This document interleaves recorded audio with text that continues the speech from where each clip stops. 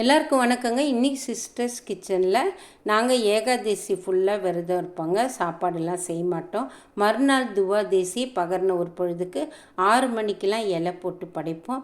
21 காய் சாம்பார் வச்சு side dish வாழைக்காய் வறுத்து நாங்கள் இலை போட்டு சாமி கும்பிட்டுட்டு தான் காலையிலேயே சாப்பாடு சாப்பிட்ருவோங்க. ஏன்னா முதல் நாள் விரதம் இருப்போம், அதனால் காலையிலேயே சாப்பாடு சாப்பிட்ருவோம். இந்த 21 காய் சாம்பார் என்னென்ன காயின்னு பார்க்கலாம். கருணக்கிழங்கு, வெள்ளை பூசணிக்காய், சிகப்பு பூசணிக்காய், கேரட்டு, பீன்ஸு, கத்திரிக்காய், சக்கரவள்ளி கிழங்கு, சவுச்சவு, கோவக்காய், நெல்லிக்காய், புடலங்காய், வாழைக்காய், புடிக்கரணை, வெள்ளரிக்காய், எல்லா காய்ங்க, பட்டை அவரை, அதுக்கப்புறம் மொச்சை அவரை, அதுக்கப்புறம் கோஸு, பீன்ஸு, பட்டாணி, வெண்டைக்காய், அகத்திக்கீரை உள்பட எல்லாமே இருக்குங்க. இதில் மொத்தம் 24 காய் இருக்குது. 21 காய் தான் கொடுப்பாங்க. ஆனால் இப்போல்லாம் வந்து கேரட் பீன்ஸ் சேர்த்து தராங்க. அதுக்கு முன்னெல்லாம் வந்து கேரட் பீன்ஸ் சேர்க்காம தான் எங்கள் அம்மா வாங்குறப்பெல்லாம் அப்படி விற்றுருந்தாங்க. இப்போல்லாம் வந்து ட்ரெண்டு மாறிடுச்சு, கேரட் பீன்ஸும் சேர்த்து தராங்க. இப்போ இதெல்லாம் நம்ம சேர்த்து இந்த சீசனில் சாப்பிட்டோம்னா உடம்புக்கு ரொம்ப நல்லது. உங்களுக்கு கிடச்சிதுன்னா நீங்கள் வந்து குழந்தைங்களுக்கும் நீங்கள் செஞ்சு கொடுங்க. நெய் போட்டு பிசைஞ்சு ஒரு லஞ்ச் பாக்ஸாக கொடுங்க. இல்லை சாதாரணமாக ஒரு 5-6 காய் சேர்த்து நெல்லிக்காயும் சேர்த்து சாம்பார் வைங்க. இந்த சீசனில் இந்த காயெல்லாம் கண்டிப்பாக சாப்பிட்ணுங்க.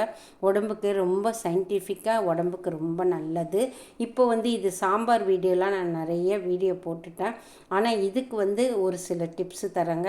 இதுக்கு வந்து என்னென்னா, நம்ம வந்து 2 தக்காளி போடுறது 3 தக்காளியாக போடணும். 2 வெங்காயம் சாதாரணமாக போடுறது 3 வெங்காயமாக போடணும். இதுக்கு எல்லாமே கொஞ்சம் அதிகமாக சேர்த்துக்கணும். வதக்கிறது இந்த காய்ங்க வந்து நல்லா வதக்கணுங்க. ஃபஸ்ட்டு நல்லா உப்பு போட்டு 3 தடவை அலசிடுங்க. அதுக்கப்புறம் ஆஸ் யூஷுவலாக தாளிச்சிட்டு பருப்பெல்லாம் கடைஞ்சி ரெடியாக வச்சுக்கோங்க. மிளகாத்தூள் ரெடியாக வச்சுக்கோங்க.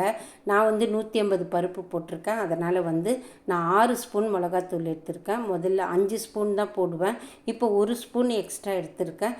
ஏன்னா இந்த காயெலாம் நிறைய சேர்த்துருக்கிறதால காரம் இழுக்கும். அதே மாதிரி வந்து புளியும் நம்ம வந்து கொஞ்சம் கூட சேர்த்துக்கணும். நான் மாங்காய் சேர்த்திங்கன்னா நார்மலாக புளி சேர்த்துக்கோங்க. மாங்காய் சேர்க்கலைன்னா நீங்கள் வந்து புளி வந்து கொஞ்சம் கூட எடுத்துக்கோங்க. ரசத்துக்கு போடுற மாதிரி கொஞ்சம் டபுளாக சேர்த்துக்கணும், அவ்வளோதான். இதுக்கு எல்லாமே எக்ஸ்ட்ரா சேர்த்தா தான் இது வந்து கொஞ்சம் நல்லாயிருக்கும். இந்த கிழங்கு வகைலாம் இருக்கிறதால காரம் புளிப்பு எல்லாமே இது எக்ஸ்ட்ரா சேர்க்கணுங்க. ஃபஸ்ட்டு வந்து காய் வெந்த உடனே புளி ஊற்றுங்க.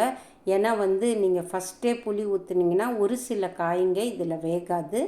அதுக்காக தான் நான் சொல்கிறேன். காய் வெந்த உடனே புளி ஊற்றிடுங்க. நல்லா கொதிக்கிட்டோம். லாஸ்ட்டாக 2 பிஞ்சு பெருங்காயமும் கருவேப்பிலையும் சேர்த்து இறக்குனிங்கன்னா சூப்பராக டேஸ்ட்டாக இருக்குங்க இந்த சாம்பார்.